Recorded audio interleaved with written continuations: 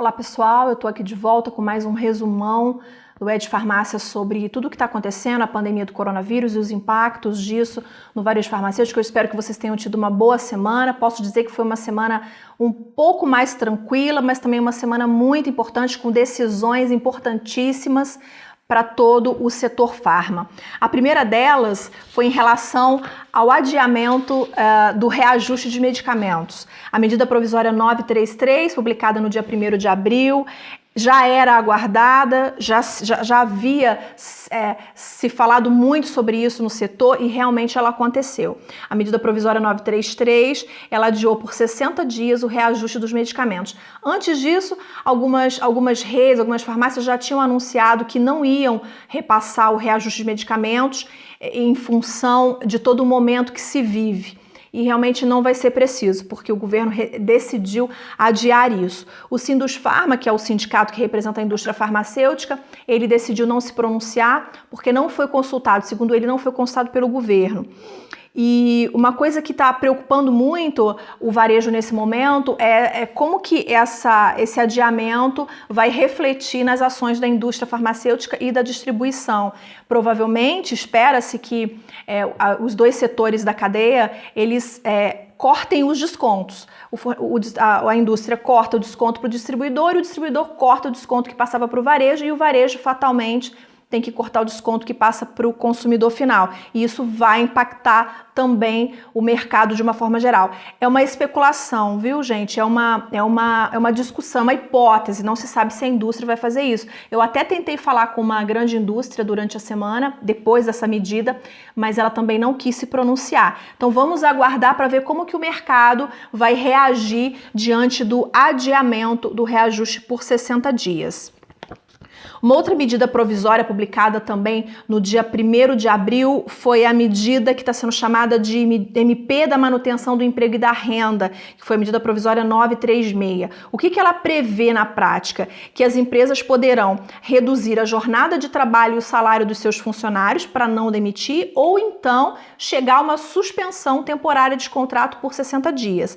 Tanto a redução de salário e jornada quanto a suspensão de contrato só podem ser feitas por 60 dias, não podem ser feitas mais que esse período. E se faz isso como? Acordo coletivo ou acordo individual? A medida provisória prevê acordo individual. O consultor jurídico da Ascoferj na área trabalhista, o Gabriel Fragoso, ele disse, olha, prefiram fazer isso por acordo coletivo. Se o acordo coletivo não for possível devido à dificuldade de comunicação com os sindicatos, vocês aí então podem partir por um acordo individual. Mas vale ressaltar que a MP 936, que é da manutenção do emprego e da renda, prevê o acordo individual.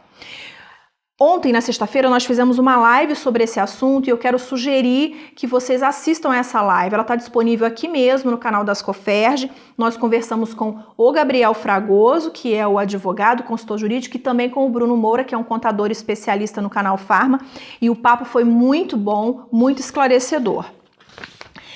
Nessa semana, gente, no dia 31 de março, venceu a maioria das licenças sanitárias nos 92 municípios do estado do Rio de Janeiro, agora falando do estado do Rio de Janeiro. Isso pode trazer alguns problemas com os fornecedores, porque sem licença a farmácia não pode comprar nem da indústria nem do distribuidor. O São Paulo já regularizou essa situação, já publicou uma norma adiando a revalidação da licença para frente. E no Rio de Janeiro, a Ascoferj enviou um ofício à Secretaria de Saúde pedindo para prorrogar as licenças sanitárias vencidas por mais 90 dias. Por quê, gente? Porque no Rio de Janeiro capital é possível renovar a licença pelo Carioca Digital. Você faz tudo online, da sua casa, do seu escritório, da sua empresa. Porém, os outros municípios não trabalham com revalidação pela internet.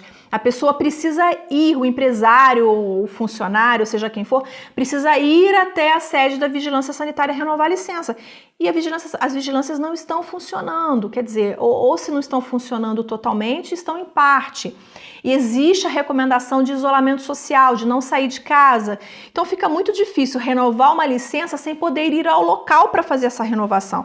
Então a Ascoferj entrou em cena e pediu que a Secretaria de Saúde do Estado do Rio de Janeiro prorrogue essas licenças por mais 90 dias. A Ascoferj já recebeu um retorno dizendo que provavelmente essa prorrogação vai ser oficializada na próxima segunda-feira. Então nós estamos na expectativa de que na próxima segunda a gente tenha essa boa notícia para todo o varejo farmacêutico do estado do Rio de Janeiro. Um outro assunto que está circulando essa semana, quinta e sexta, eu acompanhei os telejornais, a imprensa, e está se falando muito sobre a questão das máscaras caseiras, né? Fabricação de máscaras caseiras. Gente, isso é muito sério porque a gente precisa entender isso. Realmente tem uma resolução da Anvisa, que é a resolução 356.